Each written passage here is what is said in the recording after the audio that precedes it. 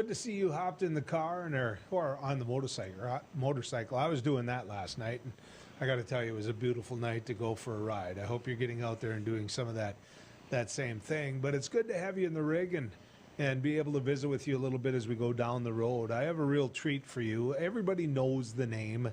Everybody knows who he is, and you've all seen his weather forecast for a long time. I went and stole him from the Bismarck market when he was doing weather there because I knew how popular he was. He's now the chief meteorologist at KFGO Radio, and that's my friend, Too Tall Tom Szymanski. Tom, hey, good to have you going down the road with us. Good. It's good to be here. I thought you were going to mention you were going down the road in a golf cart or something like that, too.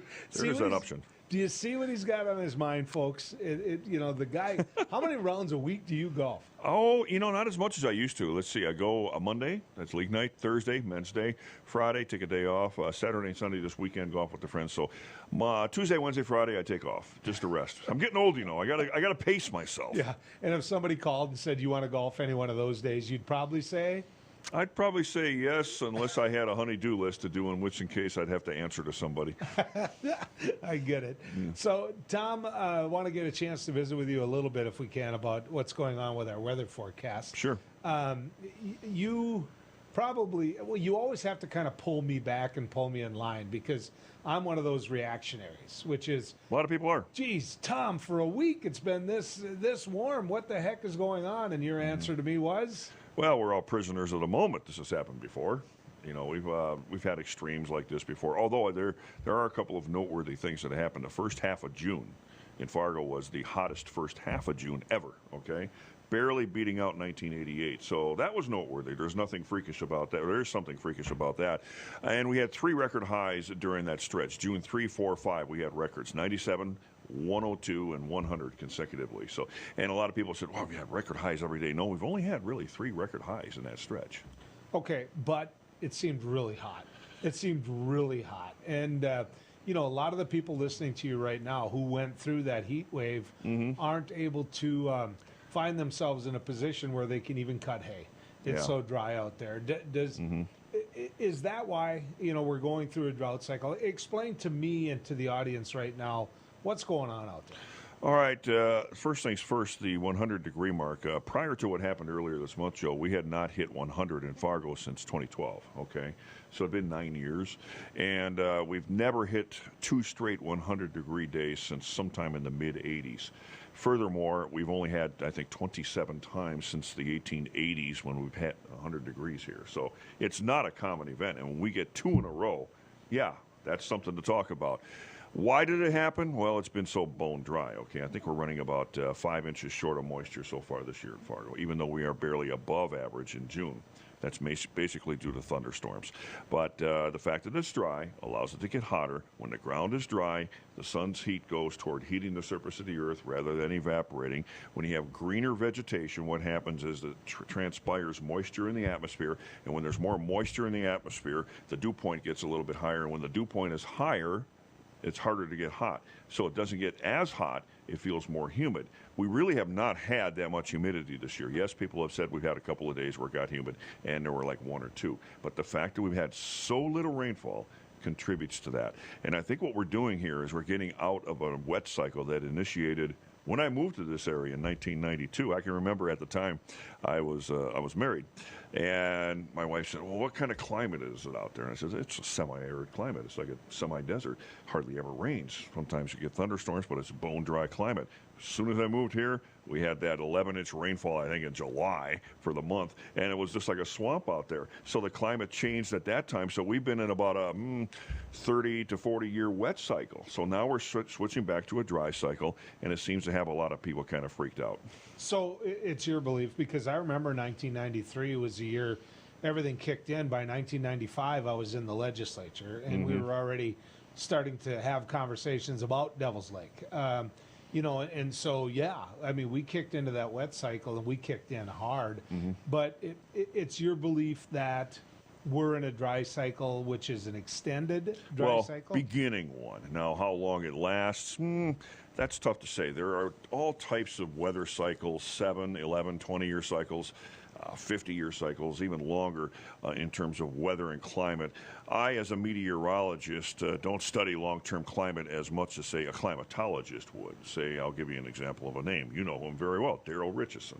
Climatologist. He's very much of an expert on long-term climate, but it's beginning to be quite evident that the climate is beginning to shift more toward dry, and that's going to be requiring an adjustment on the part of farmers and other people who work the land. Yeah.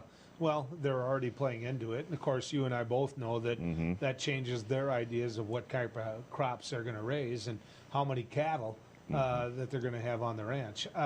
Want to talk to you a little bit then about whether or not there's a bigger picture here. You know that many people are pointing to some of the record highs and saying, look, this is a product of global warming. Your answer to them is? Yes and no. I would not deny the fact that the climate is changing. The climate has been changing since before the dinosaurs were here. So for natural reasons, climate will change. If there was not one human being on planet Earth, the climate would be shifting anyway because of natural things like volcanic eruptions, things like that, ocean water interactions, temperatures like that, the position of the jet stream because of that. But you place 6 billion people on the earth and things are going to change. There are more cities, so there's more concrete, there's more asphalt out there, there's more absorption of solar radiation than there used to be because you're taking away a lot of the vegetation with deforestation, things like that. Farming practices, irrigation practices, things like that. They all come into play. I mean, more carbon in the atmosphere, it does contribute. Where I tend to part from that is when every meteorological event is automatically just said, oh, it's because of climate change. Okay, we had more tornadoes last year because of climate change, when in fact there have been really dramatic shifts in climate throughout time. Many of us are familiar with the 1930s Dust Bowl. Back then, there was no talk about global warming or climate change. It was just something that happened. The 1950s was a decade that featured a lot of hurricanes, more than normal. There was no talk about that back then either. So just, I think it's the easy way out to just attribute meteorological events to climate change. Is climate change real? Yes, sure. I do believe that it is happening. It's just that I can't attribute meteorological episodes to that yet without further research. And that's ongoing right now, Joel, and there's no direct proof of it really yet, although the temperature of the Earth overall is moving up. There's no doubt. So that being said, is this something that, in your opinion, and because you said there's 6 billion people, and you mentioned concrete, asphalt, those type of things, is that something man should change? Or is that something that, look, this is an evolution? Yeah, it's hard to say. I mean, what do? We got all these cities in the world, all these humongous cities with skyscrapers, concrete, blacktop all over the place. I mean, you can't really ask people to just move out of the cities and move out into the jungle and out in the countryside. That's probably not going to happen. So I think personal responsibility on each individual's part, if everybody plays into that, would help. But the question is, are we too far gone for that now? That's something that I don't know. You know. Okay, so as you look at how this plays out, because you said we might be in the beginning, what would be an indicator that this is an anomaly? That this yes, we had a dry year, but we're not in what could be considered a dry cycle. What would flip that coin to where you'd say, look, here's an indicator? If all of a sudden in July and August we started getting into a wet pattern where we had thunderstorms, rain showers almost all over the place all the time, if next winter was an extremely snowy winter, this last winter we only had 28.8 inches of snow, we averaged 50. We hardly had any snow. Once we got past that October episode, hardly anything happened. So if all of a sudden next year becomes really snowy, we're dealing with floods yet again, and the year after that we have a rainy spring and a lot of active weather in the summer, that would tell me that we just had a little bump in the road this year, so to speak. If this kind of pattern continues next year, the year after, then I kind of think that we're in it. And the question is then, how much longer will we be in it? Well, the point of having this conversation, folks, is the fact that he knows his numbers. You can see that, and he can quote them at any time. When you look at the difference around the state, and I have to throw, this is where I'm going to get in trouble, Tom. Uh-oh. You look down in my little corner down there. I drove up this morning, and the crops look absolutely fabulous. But you don't have to go too far north before everything looks a lot tougher. The regions in this state, from the people that are listening to you now, Bowman, Williston, heck, one of our friends that works out of Medina versus my area, Can you explain that? I mean, why is it there's such a big difference? Well, there's always been a difference between the western part of North Dakota and the eastern part of North Dakota. And part of that can be attributed to what's referred to as a mini rain shadow, where you're sort of still, even though you're pretty far away from the Rocky Mountains, you're proximate enough to it so that you get sort of a downsloping effect, and that prevents precipitation from reaching there. A lot of the storms that come out of the Rockies steer more east rather than north, and therefore they hit the eastern part of the state more than they do, say, the western part of the state.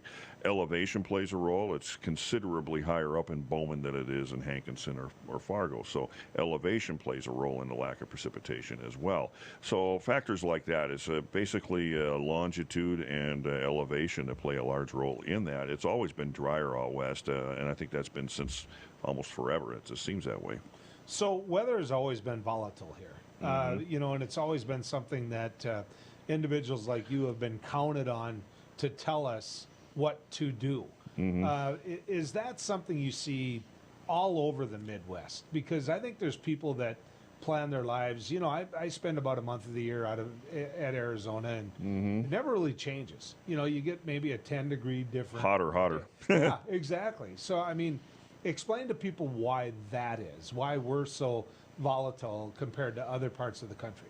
It's pretty easy, and I can say that because I have I've worked in 8 different states and been to 47 of them. So I kind of have been around, and I kind of understand the climate around the country, the weather around the country. You got several things. You have the Rockies to the west, okay? You have the Gulf of Mexico down to the south. You have Canada to the north, okay? So you got those 3 different places. Canada brings the cold air and the dry air. The dry and warm air comes from the Rocky Mountains, and the hot, humid air comes from the Gulf of Mexico. And they all tend to mix and interact somewhere up and down the Great Plains. That's one of the reasons why it's so windy here, too, because storm systems form and strengthen right over the plains coming out of the Rockies. So you get these 3 different air masses that interact, and that's where storms are born, and that's where you get such a wide variety of weather here. And that's why I think this is probably, you know, I've been at weather conferences where people who make 10 times the money I make wish I worked here, because they call this a weatherman's playground. They would love to have forecasting in this kind of place rather than, say, a San Francisco or a Seattle, or for that matter, maybe a place like San Diego, where it's the same all the time, or Phoenix. Phoenix has a little variety. You get those dust storms a lot, and it can be kind of fun sometimes, but it's kind of boring. As you can tell, the man understands science, and he understands his job. I want to talk to him a little bit after the break about what got him there. What drove a young Tom Szymanski from Green Bay, or not Green Bay, but I thought of Green Bay because he's a Packer fan, from Wisconsin to decide this is how he wants to spend his life. We'll be back with more of Down the Road right after this. Howdy folks, it's a Line Cafe. I reckon it's time you're due for a hearty meal. So saddle up for the day with one of our Hey Boston breakfast homemade soups. Fill your grill at a salad bar, sink your teeth into our famous Line burger and barbecue ribs. Top it off with spur rattling pie with a calm roll that's sure to put a smile on even the toughest outlaws. Shake the dirt off the boots each night and warm up with the gang. Tell them about it, Stacy. I can't wait to see you at the County Line. Hi, it's me, Anthony Sullivan. And yes, you've actually caught me at home relaxing, because life's been pretty worry-free since I got coverage with American Residential Warranty. You won't believe what ARW covers. Heating and air conditioning, washers and dryers, kitchen appliances, plumbing, water heaters, electrical systems, flat screens and laptops, even pools and spas, and so much more. Call American Residential Warranty. They'll get you covered. 1-800-219-1467. Hi, Hunter Ellis here for Night Hero Binoculars by Atomic Beam. These binoculars let you see anything, even in pitch black darkness. Gotcha. The secrets are powerful wide-angle atomic beam laser that reveals objects up to 150 yards away, hidden by darkness. During the day, Night Hero gives you 10 times magnification. And when the sun goes down, press the Night Bright button to see clearly in the dark. Light up garbage-eating critters or spot thieves before they even get close. Call or click now and get Night Hero binoculars for just $39.99. Order right now and you can double it. Plus, get our best-selling atomic beam flashlight. Just pay a separate fee. We'll even ship them to you free. This TV special offer is not available on Amazon. You can get it all, but you have to order now. Call 1-800-619-1091. That's 1-800-619-1091. Or visit BuyNightHero.com. That's BuyNightHero.com. Order now. Attention! Have you or a loved one suffered from maculopathy, a serious retinal injury, after taking the prescription drug Almiron for interstitial cystitis or bladder pain syndrome? In 2018, a researcher at the Emory School of Medicine linked Almiron, a prescription drug that treats interstitial cystitis or bladder pain syndrome, to maculopathy, which is sight-threatening and can cause an abrupt change of vision. Call Almiron Justice for a free legal consultation. Please call 800-395-5680. Non-attorney spokesperson. This is a paid advertisement for legal services sponsored by Nightline Legal. Cases assigned on a random basis to participating law firms. This drug remains approved by the FDA. If you or a loved one regularly took Zantac and were later diagnosed with cancer, call right now. You may be entitled to financial compensation. Potential cancers include bladder cancer, colon cancer, kidney cancer, stomach cancer, liver cancer, pancreatic cancer. Do not stop taking a prescribed medication without first consulting with your doctor. Discontinuing a prescribed medication without your doctor's advice can result in injury or death. Call 1-800-230-9210.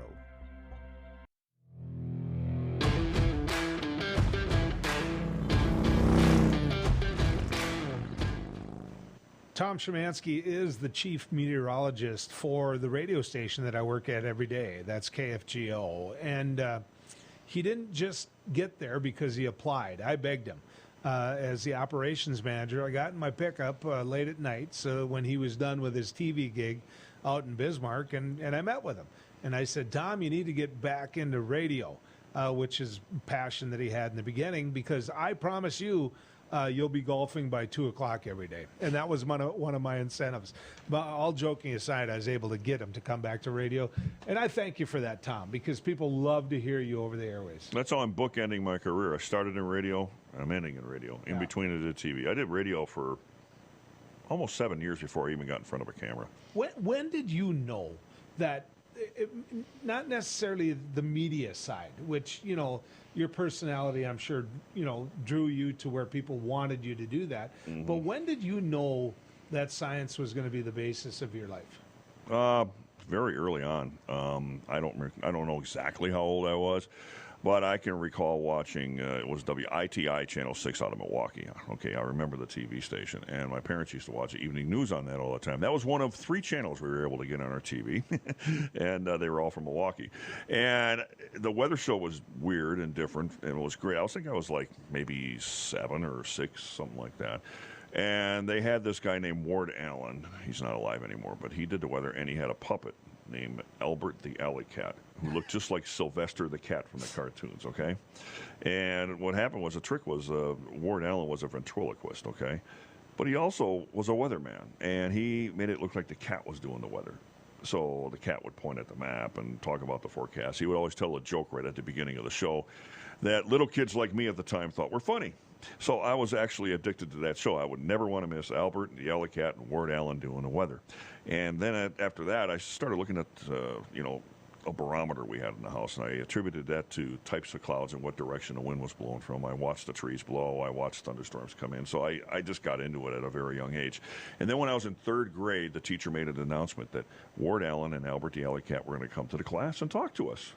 And I was so excited. I ran home, and I told my parents, and they said, well, you better ask him some good questions.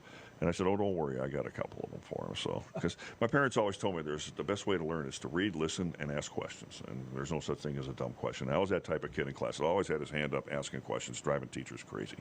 Okay, long story short, he came to class, and he talked for 15, 20 minutes and took some questions. And I was raising my hand, asking him all kinds of questions until the teacher finally said, okay, Thomas, keep your hand down. Give the other kids a chance to ask questions. So I did. And then he finally said, I got time for one more question. I raised my hand. I was saving my best one for last. And I said, Mr. Weatherman, I says, if there's gravity, how come the clouds don't come crashing down to the earth? And remember, this is a 3rd grader asking the question. And he looked at me. He said, where'd you come up with that one? I said, well, answer the question. He said, come see me after class, and I'll answer the question. He explained it to me. I didn't understand it very much, but he explained it to me. And then I looked him in the eye, and I said, I want to be just like you when I grow up. I says, I want to get on TV, and I want to do the weather, and I'm committing to that right now, and I was in 3rd grade. So that's when I decided to do it. 3rd grade? 3rd grade. That's absolutely amazing. So did you ever come in contact with him again? Did you ever? No, he passed away when I was like in high school. I would have loved to have told him I made it. I never did. That would have been awesome. But sometimes I see old videos of him online just as a joke, and I look back at him and I just kind of smile and laugh. And he was my influence. Was there anything about the personality of what he did that you utilized? Yeah, he was different. He tried to interject humor and slapstick comedy and jokes into the weather. Weather's not a joke a lot of times, but he just tried to make it light and easy to understand. And he was very popular because of that. So I kind of got that from him. Plus, it's kind of an alter ego of mine. It's not my normal personality. I'm very much laid back and quiet in person, ask anybody who knows me. But that's kind of an alter ego that comes out when I do that. Well, I can tell you this, working with you every day and being with you off air at times, golfing and whatnot, spot on. I mean, it's like a switch. You know when to flip it. You know when to become that Too Tall Tom personality. But you got that name because, we all shrank. I'm sure you're not this tall now, but you played a lot of college basketball at what height? And maximum height was about 6'10 and a half. 6'10 and 3/4. I'm down to about 6'8 1/4 now. I'm over 60, so I've shrunk a little bit, but I played some ball. And my parents suggested to me, they said, okay, if you want to really play ball, and they said, try to get as good as you can, and maybe you can get a scholarship to go to school. So I used my basketball ability as a vehicle to get a scholarship. So long story short, I went to college. It took 5 years because I transferred and you lose credits. I went to 2 undergrad schools, absolutely free, full rides. And while in college, I got a 3.9 GPA. So when I went to graduate school to get my master's degree, I also had an academic scholarship for that. So I went to school for almost 7 years and I never paid a red cent. My parents used all that money to travel around the world because my sister did the same thing. She had a full ride scholarship for similar reasons. She played basketball She too? played basketball, went to University of Wisconsin, Green Bay, and she is now at Mayo. Okay. She's a doctor. Well, I think your parents did just fine. They did. You told me once that you played ball against Magic Johnson. I did. What was that like? Well, if you had him sitting here, he probably would say, who? I don't think he remembers me. But it was intimidating because we all knew about him. This was back in 1978, and they were televising his high school basketball games via closed-circuit TV across the state because he was already famous in high school. He's a class behind me. So when I was a junior, he was a sophomore. We played them the year that he played against Larry Bird for the whole championship. And we got killed. He played his usual game. I scored a couple hoops. And do I have time for a quick story? Oh, please. All right. I'm loving it. I was sitting on the end of the bench with my buddy, who was the manager of the team, and we were looking at cheerleaders on the other side. I wasn't even paying attention to the game, as oftentimes I didn't. And all of a sudden, the coach, Szymanski, get in there for whoever. And I'm like, oh, what? Oh, okay. So I got in there. And so the situation was, our team was shooting free throws, and I lined up in the rebounding lane, and he made them both. And instead of going back and playing defense, I grabbed the ball out of the hoop, turned around, and I was going to take the ball out, and I noticed my own team pressing me. Four-court press. Magic Johnson standing right next to me with his hand held out and said, "You're one dumb bench warmer. Give me the ball and go play defense." He said that? Yeah. There were more colorful metaphors, but I'm not going to use them on the air. But he said something to that effect. Yeah. And but yeah, and he's a nice guy. After the game, he was a nice guy. Shook hands and smiled and everything like that. Yeah. What an experience, though, to play around all of those great athletes. I mean, Division I basketball, to play at your height, that means you played against some of the biggest guys that went on to the NBA. I mean, when you were watching an NBA game, did you sit there and say, hey, played against him? Yeah. That's where he's good. There were some players, I never played against a guy like Patrick Ewing. I was older than him. But I saw Michael Jordan play when he was in high school. We were trying to recruit him. He's 5-6 years younger than me. I almost played against Larry Bird. We were one game away in a tournament from matching up with Larry Bird. He was a class ahead of me. He's a little bit older than me. So, yeah, I can watch those old NBA films and say, I played against that guy. Now, you finished your basketball career. It's South Carolina? East Carolina, which is in North Carolina. Okay. Looking back on that, no regrets? No. I mean, you're sitting here with scars in your knees just like I am. Yeah, and that comes with the territory. You know, old athletes, they limp their way through their later years. You know, it's just the way it is. Plus, I have some bad genes. Mom and Dad had arthritis. You know, it's kind of hard to get around nowadays, but you got to keep moving. That's what my mom always said: move, move, move. Don't stand still. But yeah, I look back on that, no regrets at all. If I had the chance to do it again, I would have. Well, you're good at what you do, and people have loved it for years. Tom, thanks for coming on with us. Thank you. And I can tell you this, he's good at golf too. So for him who says he has arthritis, apparently it isn't hurting him that bad. Or, quite frankly, the other side, which is I'm that bad. When we come back, we're going to get a chance to really take a look at sports management and just figure out what guys like Tom Szymanski had as an opportunity. So stick around. Hey everybody, I'm Doug Billings, your host of The Right Side with Doug Billings on Beck News. We bring you high-profile guests, ladies and gentlemen, exclusive guests. Now, you're not going to see these guests in most of the mainstream media outlets. Another thing that I do here is give guests a platform to speak freely. You're not going to see me censor anybody.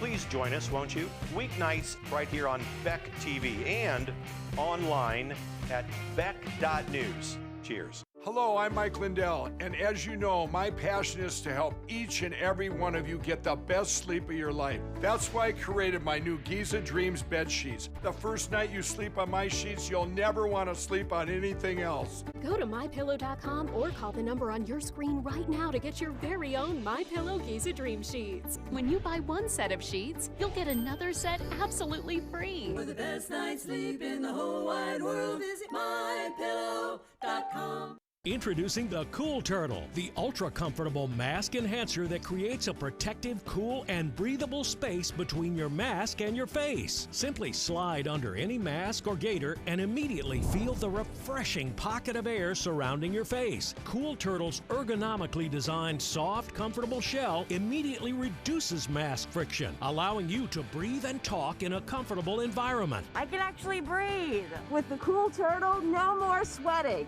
It's like I don't even have a mask on. Call now and get not one, not two, but 3 Cool Turtles for just $10. Order now and we'll send you 2 more Cool Turtles free. No fees, absolutely free. Plus, you can get a 10-pack of 4-ply face masks. Just pay a separate fee. This offer is not available on Amazon. Get the real Cool Turtle now. Call 1-800-270-1219. That's 1-800-270-1219. Or visit getcoolturtle.com. Order now. We're the ladies of Another View, bringing you a fresh view on local issues. Thank you for your patience and understanding. Oh my gosh. Isn't that the most condescending, rude email you've ever received? Well, welcome to National the third news. term of a certain president. I really believe that. And different perspectives you won't get on the mainstream media. Watch us weekday afternoons at 4:30 Central Time on Beck News and at beck.news. Hey Bucks fans, if you're planning an outing, birthday, or employee appreciation night, then bring your group out to the Buck Stop for a night of fast-paced, high-scoring football. Your group will receive discounted tickets, options for reserved seating, scoreboard messages, VIP services, swag, and a space to gather during the game. You can also participate in pre-game ceremonies, halftime entertainment, in-game contests, and more. Call 701-595-0771 or visit bismarckbucks.com/tickets. All GA is first come, first serve. We'll see you on the turf. Go Bucks.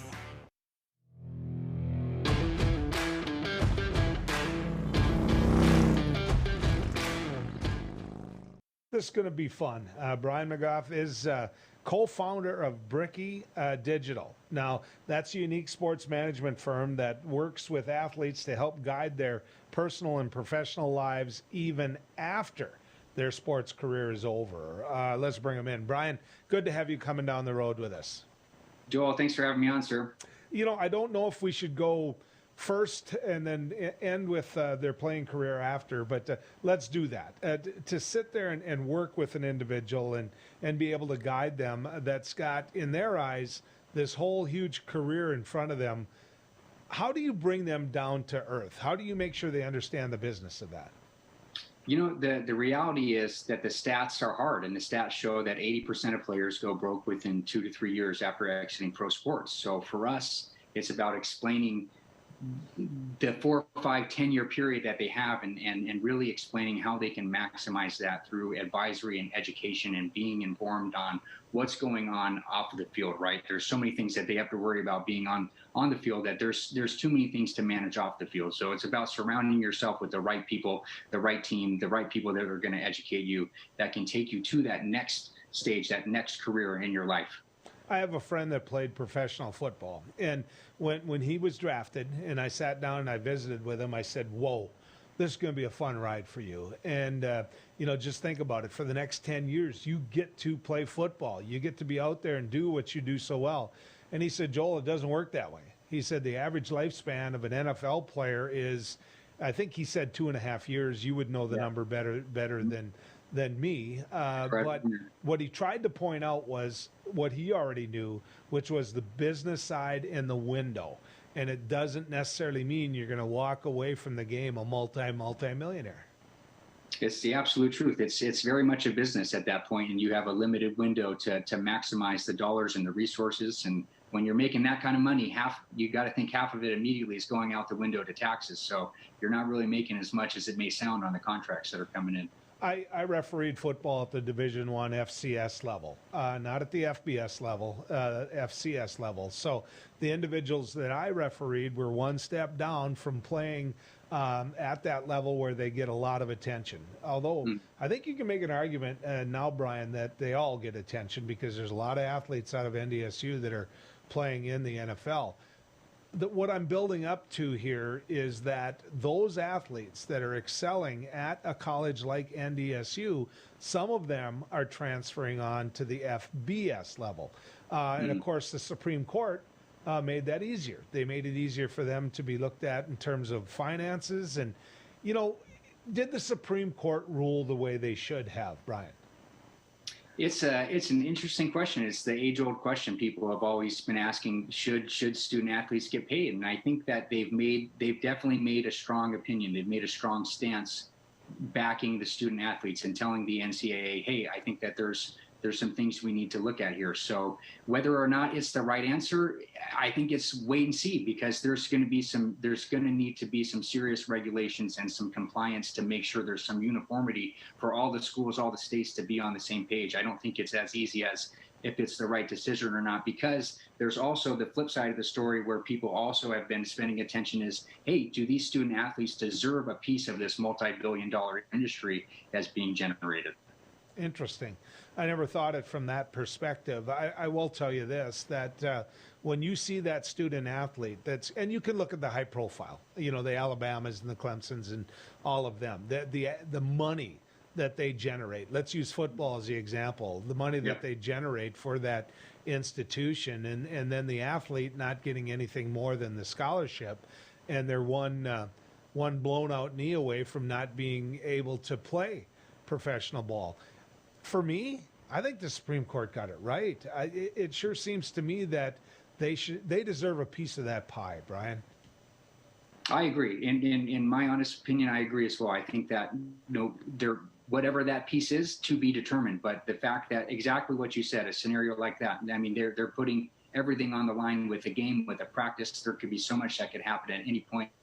And the fact that there's that much money floating through the system and so many other people benefiting off what these student athletes are doing and what they're bringing to the table definitely brings the argument to the table. So what type of access do they have to people like you? I don't know the NCAA rules in terms of, can you have an agent? Can you employ somebody who maybe bets on the come in terms of them being able to pay you like you do, Brian? But can they access you so they get the professional guidance and they have a good understanding of what a career in athletics means? Yeah, and the rules are going to be much more interesting now starting July 1. I'm sure you've heard there's going to be some of the states have already passed into legislation the name, image, and likeness rules. So those are going to be very much that the student athletes in the schools should be applying by. And that's going to require an attorney from the state being present, and also some kind of a marketing agent being there as well for those kinds of deals. But for us, in our world of work, when we're dealing with the management and the agenting, we work with college kids in the recruiting process before they're getting ready to transition into the pros. So do you go down as low as the high school level? Can you see it there? Yeah, definitely. I mean, the talent starts early on. So the earlier you can build a relationship, and for us, it's about educating. For us, the more time we have to educate and inform and show somebody the process from start to finish, the more likely they're gonna be successful through the way. Well, if I'm Kevin Garnett's parents, I want you in the kitchen. I want you sitting at that kitchen table saying, all right, let us know here. What's fair? What isn't fair? How do you work this thing? And what do we got to look out for with a young man like Kevin Garnett heading off to the NBA in terms of making sure we protect his overall life? And I want to talk about that with you a little bit, because we talked earlier about the window, the lifespan, if you want to call it that, of that professional athlete in the sport. How do you, as one of those individuals that's going to guide them through, how do you get them to understand that maybe hanging out in Vegas every weekend isn't the thing to do? Well, it's funny you say that. It's a lot of kitchen table meetings. So, and those start early on, and it's literally sitting down with pieces of paper and a pencil and going through cash flows and reporting. My background is a CPA, so I get to solve the biggest problem, which is overspending. So, doing the trips to Vegas, buying the jewelry, buying the things, the cars, the houses, those are the things that I get to monitor. So, sitting down with a piece of paper and saying, look, this is how much you have. This is how much you're going to make in a 4 or 5 year period, but this needs to last the next 30, 40, 50, 60 years of your life. So it's about building a roadmap and getting on the same page and building that roadmap together and then driving the ship together throughout. Are you given, Brian, the ability to basically put that athlete on an allowance to have access to the funds they have, and not just guidance, but say, hey, Joel, you get $1,000 a month and that's what you get? Absolutely. That's 100% what we do. So we determine what the budget is, how much they need to spend, how much they want to spend, and then there can be it's different with every athlete and every different client, but for certain ones we do transfer and keep them on a budget every month. So if the budget's $10,000, $12,000, that's what they get, and obviously it's their money. They always have access to it, but it's a great way to monitor and make sure everybody's on the same page and knowing how much is coming out every month. At some point, they have to get ticked over making that deal. I mean, you see this money coming in, Brian, and they must come back to you and say, come on, raise the amount a little bit. I got something, I want to buy a Harley here or something. I mean, at some point they must talk to you about getting a little more. Hey, we're fair. There's plenty of fun money there's plenty of fun money to go around. Well, I can tell you this, if I had a student athlete, I would want you. I would want you and your organization to be there for them. And you must have some past history that you can show these athletes of how dangerous it is. Absolutely, yeah. One of our partners, he's been in the world for about 35 years, and he's got just about every story you've seen, and every success story as well. And we've seen it throughout the years just by sticking with the formula, sticking with a proven formula of success, and you're all during that 4, 5, 6, 10 year period. That's the formula for success. We just had up in Fargo, North Dakota. We just had the Roger Maris is from Fargo, and we just had the Roger Maris golf tournament where the family set that up. Actually, Roger did before he had passed away to get to the Roger Maris Cancer Center here. Which in the end, cancer is what got Roger. And so all these athletes come in, celebrity athletes, to play in this. I interviewed, Brian, and this isn't going to shock you. I just want to make sure the audience knows it. I interviewed a gentleman that was an offensive lineman in the 60s, which means you could get your hands up in the defensive lineman's face. He couldn't use those hands. They were so crippled up. He played golf with these 2 fingers, and that was it. I mean, wow. For players to be ready to not be able to make money, which he was too crippled up to really make money later on, Brian, that has to be a factor. Totally. And to me, that's what drives us, and that's what gets us going, is a broken model. If a model leaves players like that, then there's something that's got to be changed. That's proof right there. Yeah. So a lot of people listening want that student athlete to be able to talk to you. Tell people how to get in touch with you. Yeah, you can reach us at brikkidigital.com, and my email is Brian with an I at brikkidigital.com. You can reach me on either one of those. Thanks for the time, Brian. Really appreciate it. Appreciate it. Have a great day, sir. You bet. You too. When we come back, Senator Kent Eken's going to join us. Let's talk about budget. Let's talk about how we work out the finances of the end of a special session when we come back here down the road. Hello, I'm Mike Lindell, and as you know, my passion is to help each and every one of you get the best sleep of your life. That's why I created my new Giza Dreams bed sheets. I started by using the world's best cotton called Giza. It's only grown in a region between the Sahara Desert, the Mediterranean Sea, and the Nile River. It's ultra soft and breathable, but extremely durable. My Giza sheets also include full 21-inch wide pillowcases that will fit over any pillow and deep pocket sheets that will fit over any mattress. The first night you sleep on my sheets, you'll never want to sleep on anything else. Go to mypillow.com or call the number on your screen right now to get your very own MyPillow Giza Dream Sheets. Giza Dream Sheets are available in a variety of colors. Use your promo code, and for a limited time, when you buy one set of sheets, you'll get another set absolutely free. For the best night's sleep in the whole wide world, visit mypillow.com. Non-attorney spokesperson. This is a paid advertisement for legal services sponsored by Nightline Legal. Cases assigned on a random basis to participating law firms. This drug remains approved by the FDA. If you or a loved one regularly took Zantac and were later diagnosed with cancer, call right now. You may be entitled to financial compensation. Potential cancers include bladder cancer, colon cancer, kidney cancer, stomach cancer, liver cancer, pancreatic cancer. Do not stop taking a prescribed medication without first consulting with your doctor. Discontinuing a prescribed medication without your doctor's advice can result in injury or death. Call 1-800-230-9210. Seniors, are you aware that you could pay less for your car insurance? Seniors can save money on their car insurance. You might save a little, you might save a lot. Maybe hundreds of dollars a year. You might save 5% a year, maybe 10%, 15%, or even more. That's a lot of money. So call right now and find out just how much money you might be able to save. 1-800-699-0761. 1-800-699-0761. Hi, it's me, Anthony Sullivan. And yes, you've actually caught me at home relaxing because life's been pretty worry-free since I got coverage with American Residential Warranty. You won't believe what ARW covers. Heating and air conditioning, washers and dryers, kitchen appliances, plumbing, water heaters, electrical systems, flat screens and laptops, even pools and spas, and so much more. Call American Residential Warranty.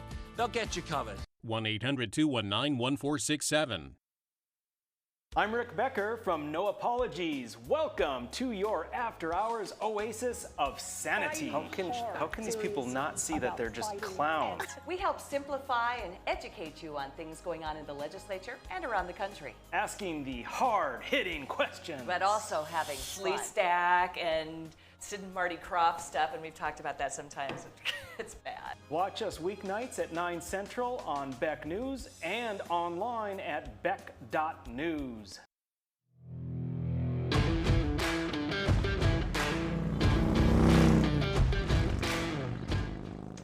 Welcome back to Down the Road. There's a huge part of our viewing audience that is affected by Minnesota politics. The Red River Valley, for example, oftentimes, I don't want to say mirrors, but counts on what Minnesota does in relation to its economy.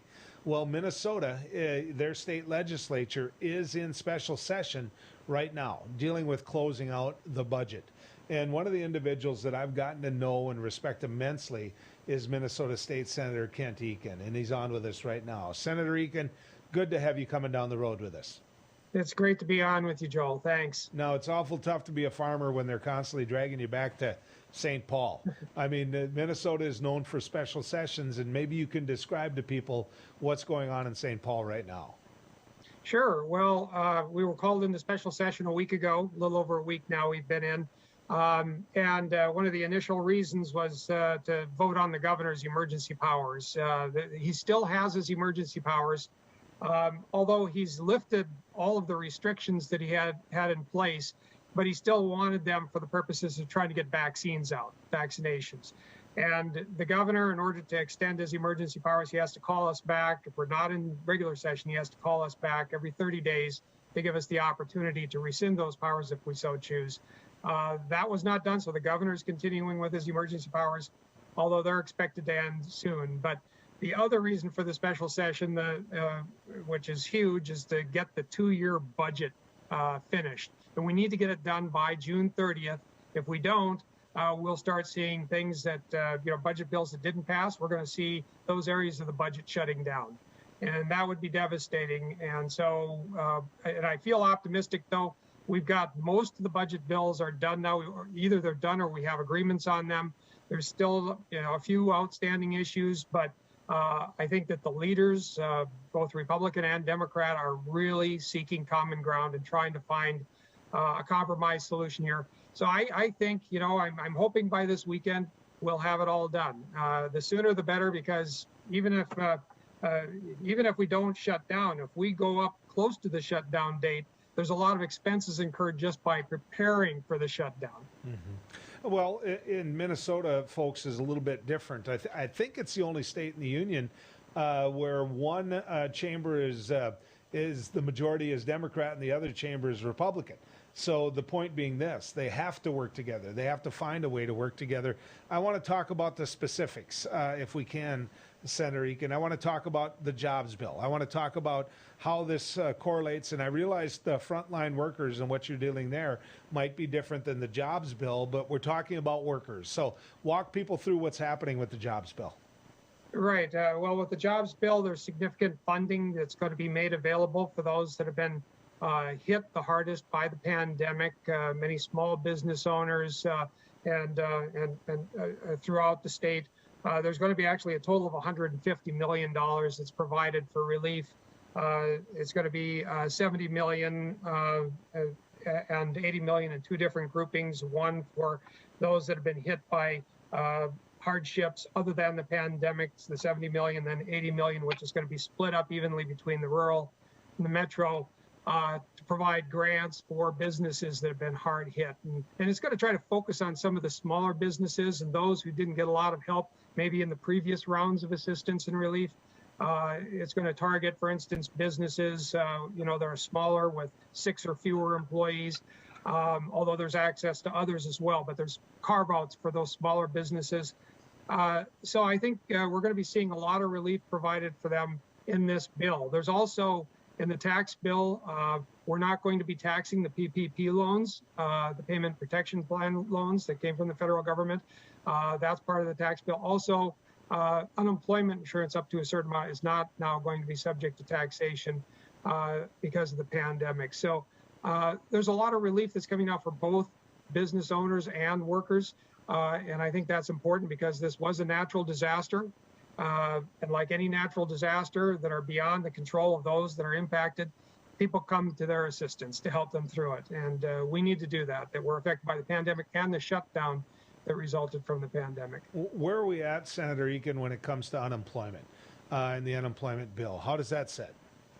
Yeah, well, like I said, we did provide some forgiveness on taxes for unemployment.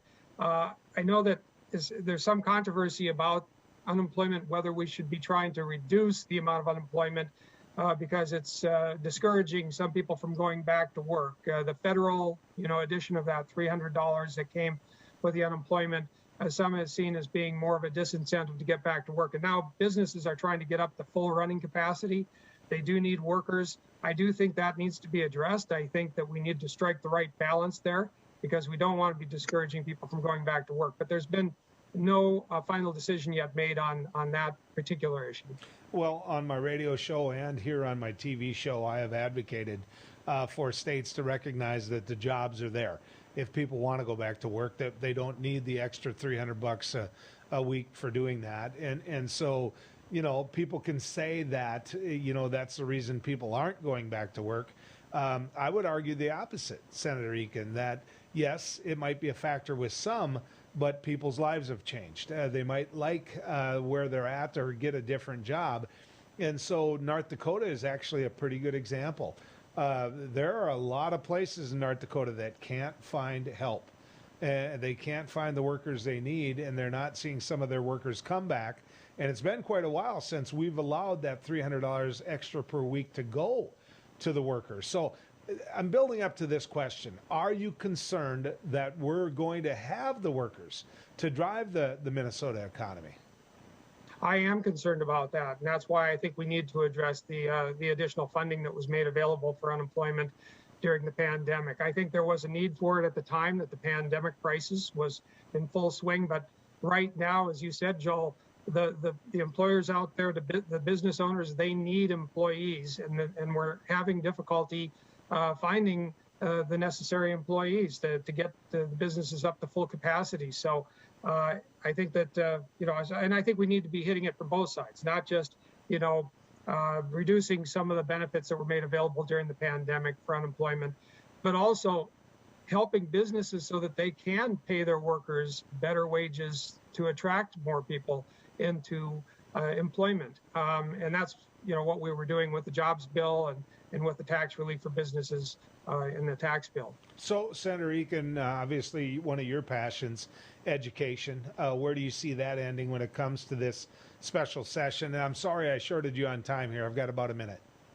Oh, no problem. Well, I think we got a good education bill. We got a 2.5% increase on the formula for education the first year, 2% the second year. And that's significant. So we won't see cuts to teachers and education programs. I think that's critical. And it's really, it's not, it sounds like a huge increase, but it's just keeping up with inflation, basically. And I think, again, we did a good job. I think we're doing well working across the party divide together, and that's one area where I think we work well together. Back in my time in the legislature, I had a Republican leader who was a good friend. And we were sitting around one night talking to each other, and he said, Joel, you're new here, and you're going to find it so much easier to legislate when you're broke. It's when you have money that everything gets tougher. And I'm sure you'd agree with that, Senator Eken.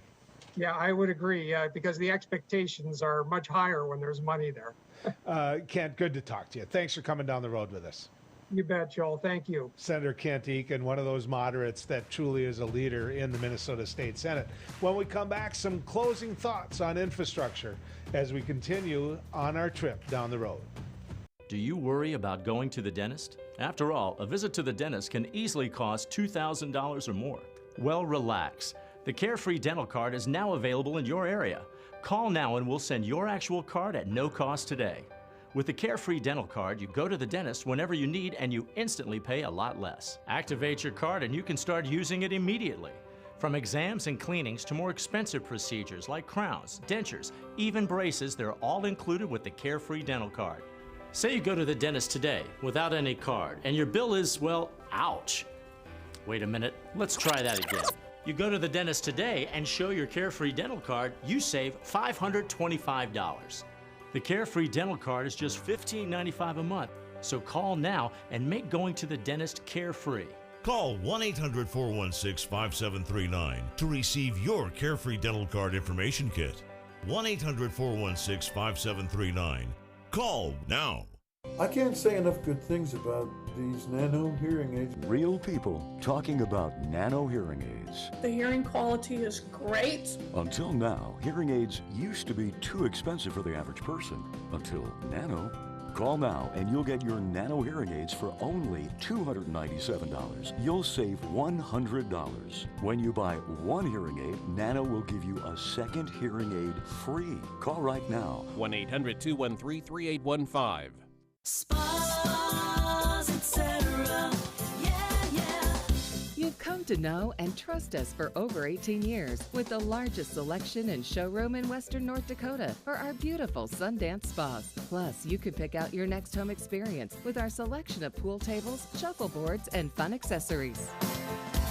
Spas, etc. Your relaxation destination on Main and Bismarck. Who do you trust with your digital life? Not all cloud backup providers keep your data truly private. Beck Cloud Backup uses advanced multi-layer encryption to keep your family photos, videos, and sensitive business documents secure and only for your eyes. Your Beck Lightband Internet service already includes 50 gigs of free storage to keep your digital life safe and secure. Call us at 701-475-2361 to start using your Beck Cloud Backup today. Attention! Have you or a loved one suffered from maculopathy, a serious retinal injury, after taking the prescription drug Almiron for interstitial cystitis or bladder pain syndrome? In 2018, a researcher at the Emory School of Medicine linked Almiron, a prescription drug that treats interstitial cystitis or bladder pain syndrome, to maculopathy, which is sight-threatening and can cause an abrupt change of vision. Call Almiron Justice for a free legal consultation. Please call 800-395-5680.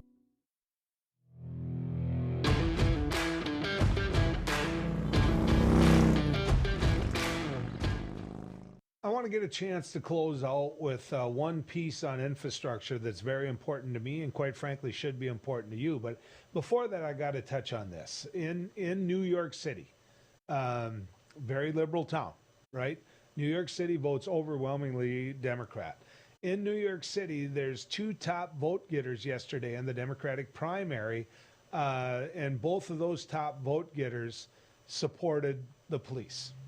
They made sure that the public knew where they stood when it comes to funding the police. And so this whole argument that at some point the very liberal side of the Democratic Party bring up of, hey, we can take that money elsewhere, we can defund part of the police, we can do all of that. That's a terrible argument to make. The police do a fabulous job. They're out there, whether you want to use the term on the front lines, whatever. They're out there doing a job many of us would never do or could do. And so I was really glad to see who came to the top of the Democratic side in New York City, because I think it sends a message to all those other individuals that I would label as anti-police. Now, I want to touch on infrastructure. You're watching us on Beck News. Beck and other rural telecoms have led the way when it comes to broadband service to you. In fact, North Dakota has led the way because of politicians like Byron Dorgan. Byron Dorgan knew that this was the link to the future, and he got the money to put it in. It was Byron Dorgan that played a major role in that. I hope people never forget that. And then it was the deliverer like you're listening to and you're watching right now. It was places like Beck. For people to argue that broadband isn't infrastructure, they've never lived where we live. Imagine a state that never had an interstate highway going through it, where you'd be, what you'd be thought of. The truth of the matter is broadband is the key to the rural economy. Broadband is our link to being able to connect on a national basis. Broadband is something that this nation needs to understand is infrastructure and invests in. That's what broadband is, and we all need to support it. It's been good riding with you folks. We'll see you next time.